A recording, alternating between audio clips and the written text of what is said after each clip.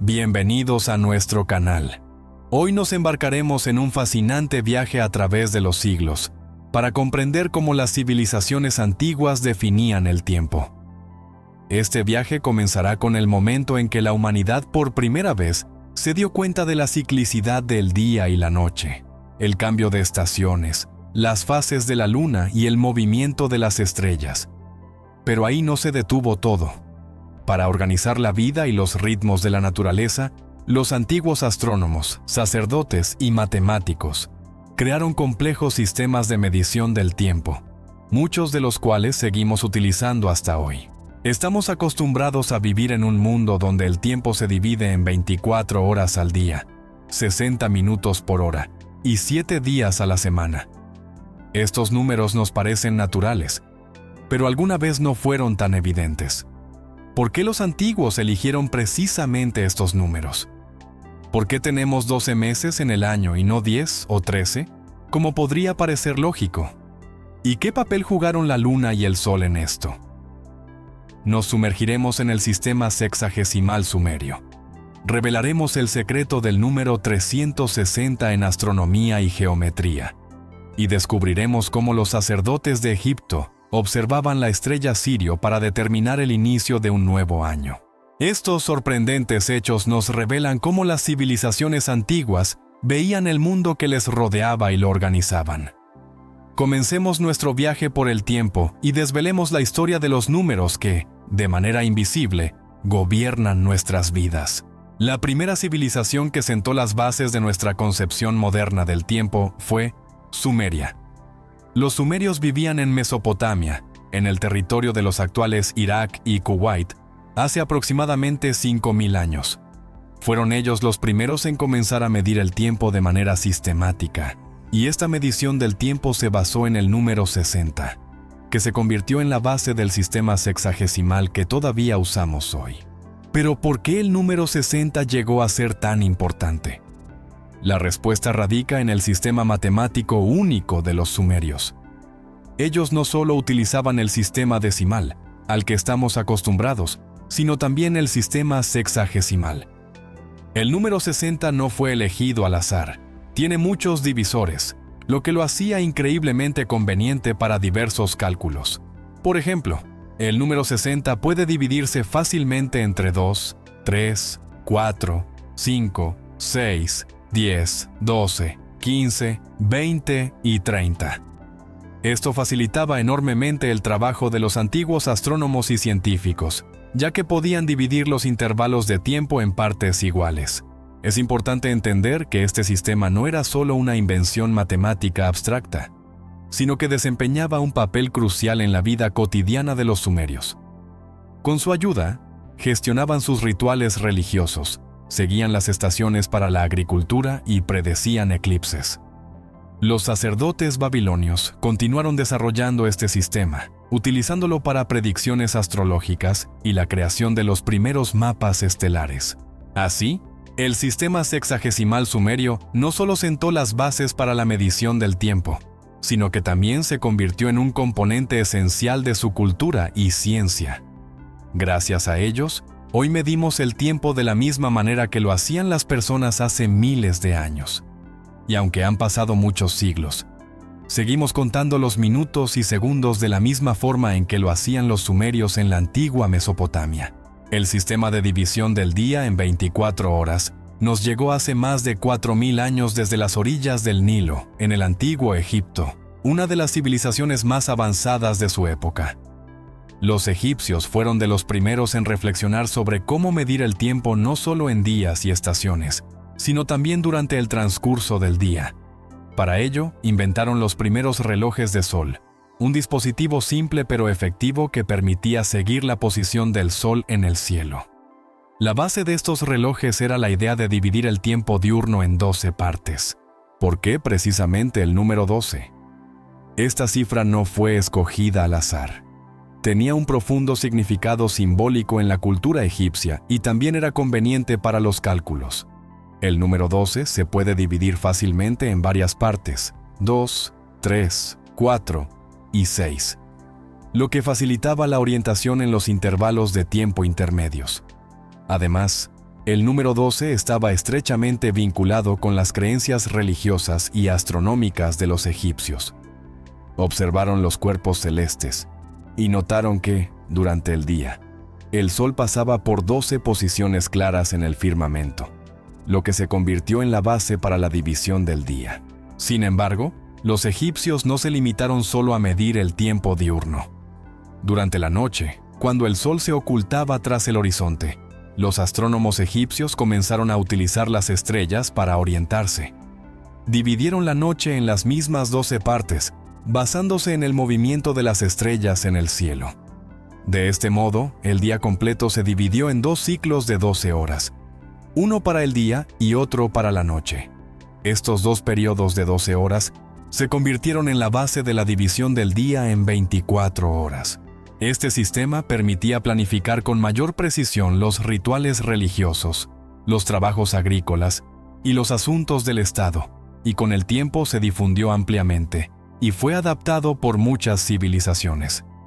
Cuando los romanos adoptaron la tradición egipcia, la hicieron aún más precisa. La influencia del sistema egipcio de división del día en 24 partes fue fundamental para el desarrollo de nuestra comprensión moderna del tiempo. La concepción de una semana de 7 días parece tan natural que es difícil imaginar otra forma de dividir el tiempo. Comencemos con Babilonia. Fueron los babilonios, que vivieron hace más de 4000 años, quienes desempeñaron un papel clave en la consolidación de la semana de 7 días. Eran hábiles astrónomos y observaban el movimiento de los cuerpos celestes. Los babilonios conocían 7 planetas visibles: el Sol, la Luna, Mercurio, Venus, Marte, Júpiter y Saturno, y los consideraban sagrados. Cada uno de estos planetas tenía su propio patrocinio divino y representaba un aspecto particular de la vida. En honor a estos 7 cuerpos celestes, los babilonios crearon un ciclo que se convirtió en la base de la semana. Sin embargo, la semana como un periodo cíclico de tiempo no existía en todas las culturas. Por ejemplo, los egipcios y los romanos originalmente dividían el tiempo de manera diferente. Los egipcios utilizaban un ciclo de 10 días, mientras que los romanos tenían un ciclo de 8 días, que se usaba para calcular los días de mercado. Pero la semana babilónica de 7 días resultó ser tan conveniente y vinculada a los ritmos celestiales, que eventualmente fue la que predominó. Otro paso importante en la consolidación de la semana de 7 días fue su mención en los textos religiosos. En el antiguo Israel, el número 7 se consideraba sagrado, simbolizando la culminación y la plenitud. En el libro del Génesis, se dice que Dios creó el mundo en 6 días y descansó el 7º día, convirtiéndolo en un día de reposo, el sábado o Shabbat.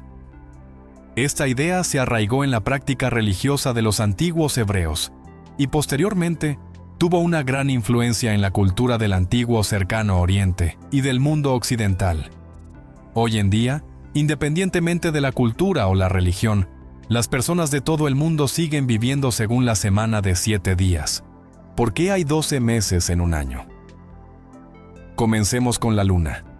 Nuestro satélite natural pasa por 4 fases principales: la luna nueva, el primer cuarto, la luna llena y el último cuarto.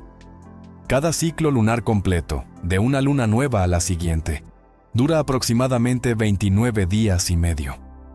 Esto equivale aproximadamente a 12 ciclos lunares completos al año, lo que establece la base para dividir el año en 12 partes o meses.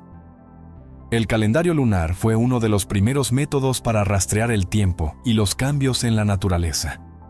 Civilizaciones antiguas como los egipcios y los babilonios observaban con atención las fases de la luna para organizar las labores agrícolas y los rituales religiosos. Sin embargo, en un año no hay exactamente 12 ciclos lunares. Es un poco más, aproximadamente 12,37. Por ello, el calendario lunar no podía ser una medida exacta del año.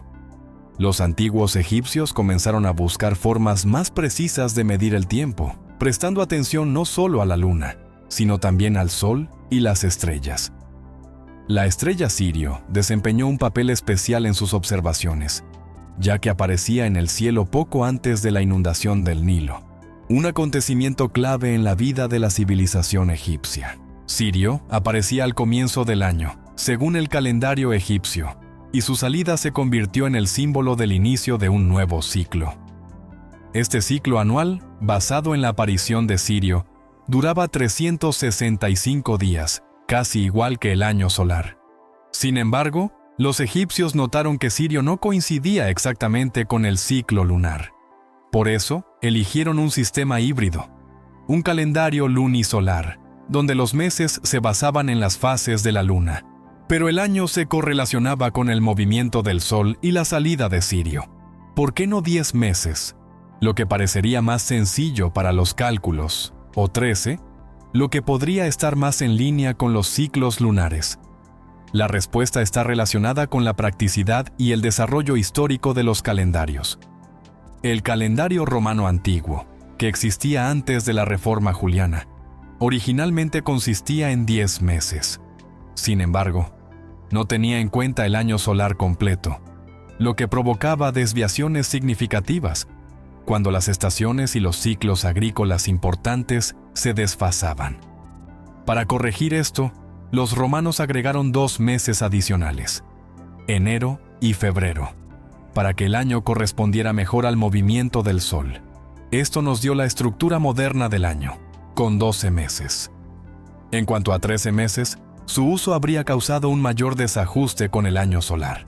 Así, los 12 meses son el resultado de la interacción entre los ciclos lunares y solares, las observaciones de Sirio y siglos de práctica en astronomía y agricultura.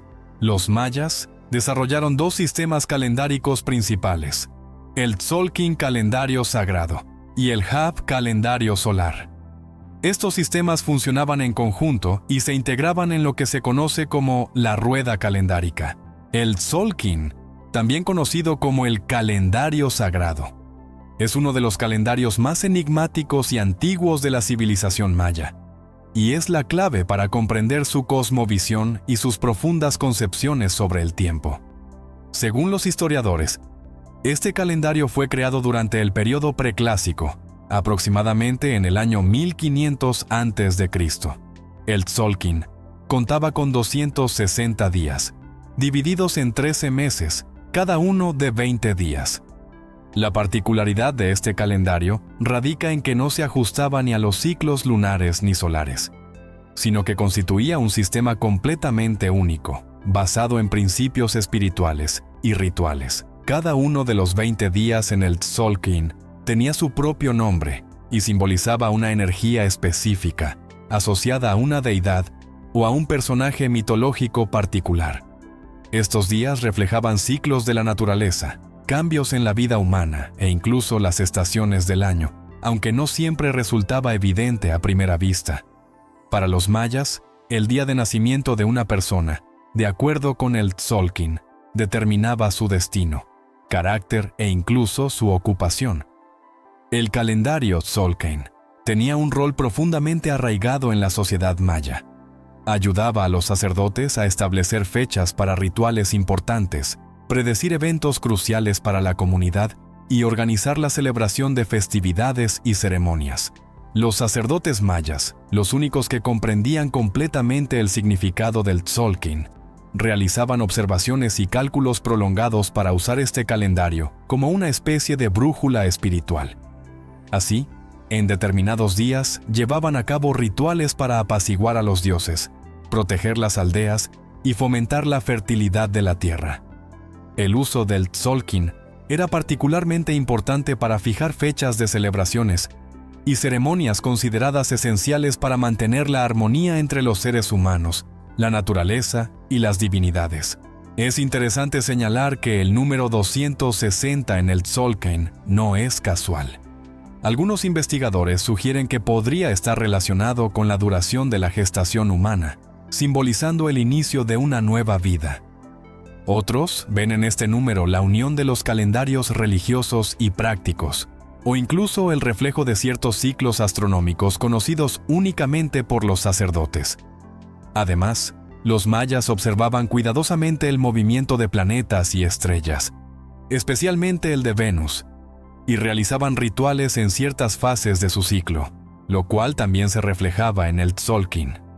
Por ejemplo, el ciclo venusino jugaba un papel importante en la elección de fechas para campañas militares y ceremonias religiosas. El Tzolk'in no poseía una cuenta anual al modo de nuestros calendarios modernos. Era un calendario de rotación infinita, un símbolo de los ciclos eternos de la vida y la muerte.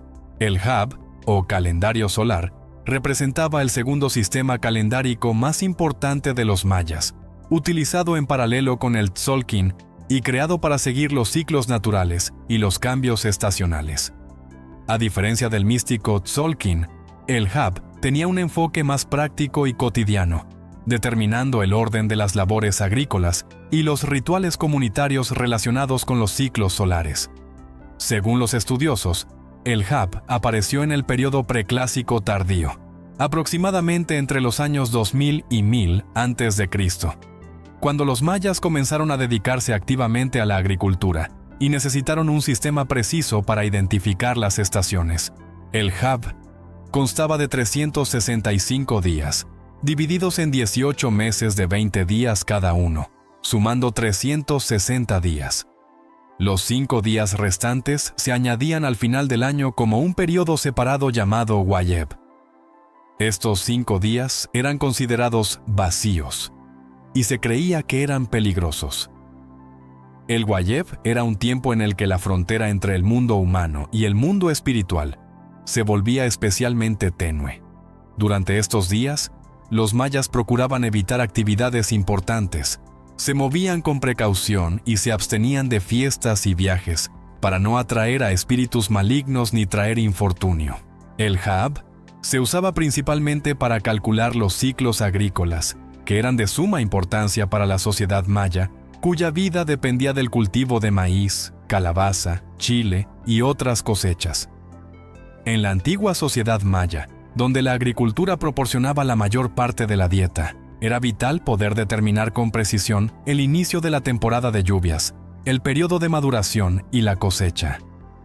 El calendario Hab permitía a los mayas planificar las labores agrícolas, realizar rituales de fertilidad para asegurar la buena siembra y celebrar ceremonias de agradecimiento a los dioses por una buena cosecha. Cada mes del Hab tenía su propio nombre, como Pop, Wayeb, Kankin, Chen, y estaba asociado con diferentes ciclos y fenómenos naturales. Por ejemplo, el mes de Pop se consideraba tradicionalmente como el inicio del nuevo año, cuando los mayas realizaban limpiezas en sus hogares y celebraciones rituales dedicadas a la renovación. Este era un tiempo para ofrecer dones a los dioses, con el fin de asegurar condiciones favorables para la próxima cosecha. El Hab también cumplía la función de calendario civil. En él se programaban trabajos comunitarios, se fijaban fechas para asambleas y celebraciones, y se elegían días para la construcción de nuevos edificios. Curiosamente, aunque el Hab era un calendario solar, también incorporaba una idea de ciclicidad. Los rituales y celebraciones anuales simbolizaban para los mayas una renovación del tiempo y la conexión con los ancestros, quienes, según su creencia, también vigilaban los asuntos de este mundo. Cuando el Tzolk'in y el Hab se combinaban, se creaba la llamada rueda calendárica, un ciclo de 52 años. Este ciclo único reflejaba la concepción maya del tiempo como una serie de periodos entrelazados y repetitivos. Cada fecha se repetía solo una vez cada 52 años, lo que generaba una especial sensación de importancia en la conclusión de cada rueda calendárica. El final de este ciclo se consideraba un tiempo sagrado de renovación. Los mayas creían que la culminación de la rueda calendárica traía el riesgo de que el mundo terminara si los dioses no estaban satisfechos. Por ello, cada 52 años se celebraban grandes rituales destinados a apaciguar a las deidades y asegurar la continuación de la vida. En estas ceremonias, se apagaban simbólicamente los fuegos en todas las casas y luego se encendían nuevamente como símbolo de un nuevo comienzo. Estos rituales ayudaban a los mayas a sentirse parte de un cosmos cíclico, donde el tiempo no se termina, sino que fluye de un ciclo a otro, manteniendo el orden del mundo. La cuenta larga es, quizás, uno de los sistemas temporales más enigmáticos y únicos creados por los mayas. A diferencia del Tzolk'in y el Hab, que medían ciclos relativamente cortos, la cuenta larga estaba destinada a registrar periodos de tiempo largos, de miles de años. Este calendario permitía contar el tiempo a partir de una fecha inicial, que, según los cálculos de los científicos, corresponde al 11 de agosto del año 3114 a.C. En la mitología maya, esta fecha marcaba el nacimiento del mundo, y el inicio de la cuenta simbolizaba el comienzo del gran ciclo actual en el que vive la humanidad. La cuenta larga se basaba en el sistema vigesimal, característico de todos los cálculos mayas, y consistía en diferentes unidades de tiempo. Las principales eran el kin, día, el uinal, 20 días, el tun, 360 días, el katun, 7200 días, o aproximadamente 20 años, y el baktun, 144.000 días, o cerca de 394 años. Cada uno de estos segmentos de tiempo se utilizaba para registrar fechas y representar grandes ciclos temporales, creando un sistema complejo que se asemeja a una antigua versión de una crónica moderna. La cuenta larga permitía a los mayas documentar eventos históricos, señalar rituales importantes y fechas significativas para generaciones enteras. Cada nuevo ciclo en la cuenta larga, como la conclusión de un katun o un baktun, era un acontecimiento que se acompañaba de rituales, ya que se creía que el tiempo tenía un impacto directo en los eventos y en el orden espiritual. Para los mayas antiguos, el final de un baktun significaba una especie de renovación del mundo, en la que era necesario realizar ceremonias para apaciguar a los dioses y asegurar la estabilidad de los siglos venideros. Por esta razón, los sacerdotes prestaban atención a cada fecha y usaban la cuenta larga para registrar acontecimientos memorables, como los nacimientos y muertes de gobernantes, victorias militares, ceremonias importantes y otros eventos destinados a ser preservados en piedra durante siglos. En las estelas dedicadas a fechas importantes, los mayas grababan registros secuenciales de la cuenta larga, donde cada símbolo o número representaba un intervalo específico de tiempo. Gracias a esta tradición, los mayas dejaron a sus descendientes crónicas invaluables grabadas en piedra. Una de las fechas más famosas en la cuenta larga fue el final del 13º baktun, que cayó el 21 de diciembre del año 2012. Interpretaciones modernas, a menudo incorrectas, transformaron esta fecha en el fin del mundo. Pero para los mayas era simplemente el final de un gran ciclo y el comienzo de otro nuevo. La idea de la cuenta larga confirma la filosofía maya del tiempo como un proceso cíclico. Para ellos, el fin de un ciclo no significaba la destrucción del mundo, sino su renovación, una oportunidad para que los humanos y los dioses ingresaran a una nueva etapa de existencia. Los números son el lenguaje del universo, una de las principales herramientas que la humanidad ha utilizado durante miles de años. Pero, ¿sabías que los números que usamos hoy en día han recorrido un largo e interesante camino de desarrollo? Vamos a sumergirnos en la historia de los números y ver cómo las civilizaciones antiguas desarrollaron sus propios sistemas de numeración. Los números que utilizamos hoy en día se desarrollaron a lo largo de milenios, y su historia comienza con las civilizaciones más antiguas. Uno de los primeros pueblos que ideó un sistema de numeración fueron los sumerios en Mesopotamia. Alrededor de 3000 años antes de Cristo, ellos crearon un sistema sexagesimal, que utilizaba números múltiplos de 60. Es por eso que hoy tenemos 60 minutos en una hora y 360 grados en un círculo. Este sistema resultó ser tan exitoso que más tarde fue adoptado por los babilonios, y sus elementos siguen vivos hasta hoy en nuestro sistema de medición del tiempo y de los ángulos. Aproximadamente en el mismo periodo, en el antiguo Egipto, alrededor de 2700 años antes de Cristo, se desarrolló un sistema decimal. Los egipcios usaban jeroglíficos especiales para representar los números. El 1 lo representaban con una línea vertical, el 10 con una cuerda y el 100 con una espiral. La peculiaridad del sistema egipcio es que cada número tenía su propio símbolo único, y para escribir números se utilizaba una combinación de estos símbolos. Este sistema era conveniente para la escritura, pero complicada para la aritmética. En el este, en la antigua India, alrededor de 1500 años antes de Cristo, apareció su propio sistema de numeración. Los indios utilizaron un sistema decimal que más tarde se convertiría en la base de nuestros números modernos. Sus descubrimientos matemáticos influyeron enormemente en el desarrollo posterior, no solo de la matemática, sino también de la astronomía. El sistema indio se destacaba porque introdujo el concepto del valor posicional de los números. Cada cifra tenía su propio valor dependiendo de su posición en el número. Esto permitía realizar cálculos más complejos que en otros sistemas de la época, mientras que India avanzaba hacia la creación de un sistema más universal. En el lejano Oriente, en la antigua China, también existían sus propios enfoques de la numeración. Ya alrededor de 2000 años antes de Cristo, los chinos utilizaban sistemas decimales y binarios. Para los cálculos, usaban varillas de conteo y ábacos, lo que permitía realizar operaciones matemáticas complejas. Sin embargo, el sistema chino difería del egipcio e indio en que estaba muy vinculado a los cálculos astronómicos. Por ejemplo, el sistema Yushang Suanshu, creado en el primer siglo de nuestra era, contenía fórmulas matemáticas para la agrimensura, la planificación de la irrigación e incluso cálculos para operaciones militares. Cada uno de estos sistemas jugó un papel importante en el desarrollo de las matemáticas y los números, y su influencia se siente incluso hoy en día. Por ejemplo, el sistema sexagesimal sumerio todavía se utiliza en geometría y en la medición del tiempo. El sistema decimal egipcio inspiró a culturas posteriores, y los sistemas indio y chino sentaron las bases para cálculos más avanzados. La historia del cero es una de las páginas más fascinantes en el desarrollo de las matemáticas.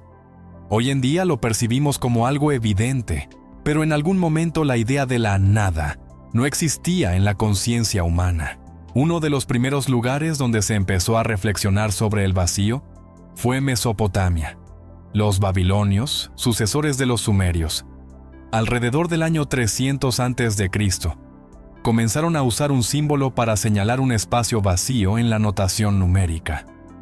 Este símbolo, dos pequeños signos en forma de cuña, no era el cero en el sentido moderno, pero desempeñaba un papel importante como separador entre posiciones. Los babilonios aún no comprendían la idea del cero como un número independiente que se pudiera usar en cálculos. La verdadera revolución ocurrió en la India. Fueron los matemáticos indios quienes primero empezaron a usar el cero no solo como un símbolo, sino también como un número completo. Alrededor del siglo V o VI de nuestra era, el matemático indio Brahmagupta fue el primero en definir el cero y establecer reglas para trabajar con él. Describió el cero como el resultado de restar un número de sí mismo y sentó las bases para las operaciones aritméticas con este número. En el otro extremo del mundo, en América Central, la civilización maya, de manera independiente a los indios, también desarrolló la concepción del cero. Aproximadamente en el primer siglo antes de Cristo, los mayas empezaron a usar un símbolo del cero en su sistema vigesimal de numeración. Este símbolo, representado como una concha, se utilizaba en complicados cálculos astronómicos. Los mayas fueron una de las pocas civilizaciones antiguas que usaron activamente el cero para representar posiciones vacías, lo que hizo que su sistema fuera uno de los más avanzados del mundo en ese momento. La idea india del cero se extendió al cercano Oriente gracias a los eruditos árabes. Una de las figuras clave fue el gran matemático Al-Khwarizmi, quien vivió en el siglo IX. Él contribuyó significativamente a la difusión del sistema numérico indio, incluido el cero, en el mundo árabe. En Europa, el cero no fue aceptado durante mucho tiempo. Hasta el siglo XII, las matemáticas en Occidente se basaban en el sistema de numeración romano, que no incluía el cero. Sin embargo, todo cambió con la aparición del libro Liber Abaci, escrito por el matemático italiano Leonardo Fibonacci en el año 1202. Gracias a sus trabajos, los europeos empezaron a reconocer la importancia del cero y del sistema decimal árabe, lo que marcó el comienzo de una nueva era en las matemáticas. De este modo, la invención del cero se convirtió en un hito crucial en la historia de los números, con un enorme impacto en el desarrollo de la ciencia, la astronomía y el comercio. Este símbolo, que comenzó su viaje en las civilizaciones antiguas, se ha convertido en la base de las matemáticas modernas y de todos los cálculos en los que se sustenta nuestro mundo. El sistema de numeración romano es uno de los más reconocibles en la historia de los números. Sus característicos símbolos se pueden encontrar en edificios antiguos, monedas e incluso en relojes modernos. Este sistema fue desarrollado en la antigua Roma alrededor del siglo VI a.C. y se utilizó durante muchos siglos. La característica principal del sistema romano era su estructura aditiva y sustractiva. Para escribir los números se usaban letras del alfabeto latino, cada una con su propio valor. Por ejemplo, la letra I representaba el número 1, B significaba 5, X era 10, L equivalía a 50, C era 100, D representaba 500 y M 1000. Para formar los números, estos símbolos se sumaban o restaban. Por ejemplo, el número 8 se escribía como vecho, 5 más 3, y el número 9 como imbe, 10 menos 1. Sin embargo, el sistema romano tenía una serie de limitaciones importantes. Una de las principales era la ausencia del cero, lo que lo hacía inadecuado para cálculos matemáticos complejos. Además, el sistema romano era engorroso para escribir números grandes. Esta es una de las razones por las que los romanos no desarrollaron una aritmética completa y usaban otros métodos para sus cálculos, como las tablas de conteo y los ábacos. No obstante, el sistema romano era bastante útil para la vida cotidiana y los cálculos comerciales. Se utilizaba en la arquitectura, en la administración del Estado y en el comercio, y se aplicaba activamente en los calendarios y para registrar los años de reinado de los emperadores, lo que ayudaba a fijar eventos importantes. El sistema romano continuó existiendo, incluso después de la caída del Imperio Romano de Occidente, en el año 476 de nuestra era. Fue utilizado activamente en la Europa medieval para escribir fechas y números en monedas, documentos y edificios. Incluso hoy en día, los números romanos siguen en uso. Se pueden ver en las esferas de los relojes, en los nombres de los gobernantes y papas, así como para designar siglos. Los números arábigos, que utilizamos hoy en día, reemplazaron al sistema de numeración romano gracias a los trabajos del matemático italiano Leonardo Fibonacci.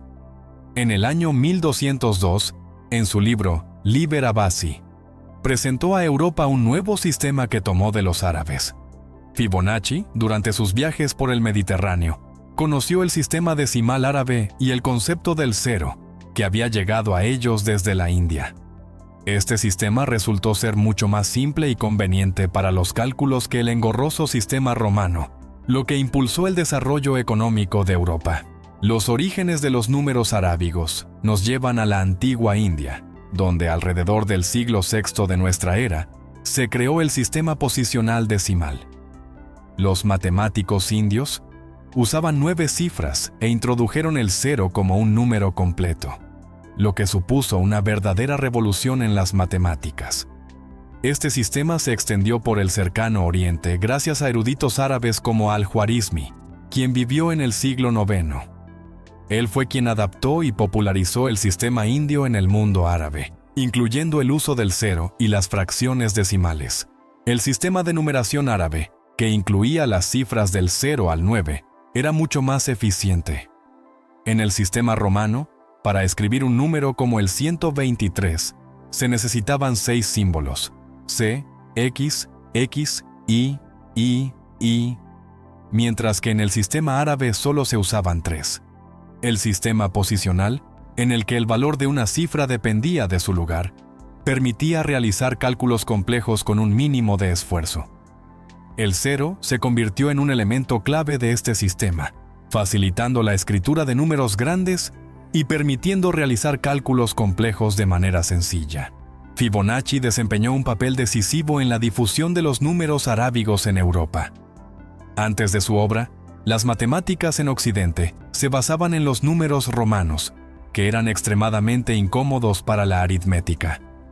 El libro Liber Abaci mostró a los europeos cómo los números arábigos podían aplicarse en el comercio, la contabilidad y los cálculos, lo que provocó una verdadera revolución.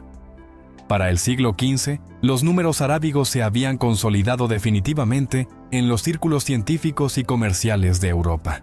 Hoy en día, los números arábigos son el estándar internacional. Son la base de todos los cálculos modernos, desde las operaciones bancarias hasta los complejos algoritmos informáticos. En diferentes países del mundo, independientemente del idioma, los números arábigos sirven como una herramienta universal para la escritura de números. Este sistema, que nos ha llegado a través de siglos y continentes, se ha convertido en la base del mundo moderno y sigue siendo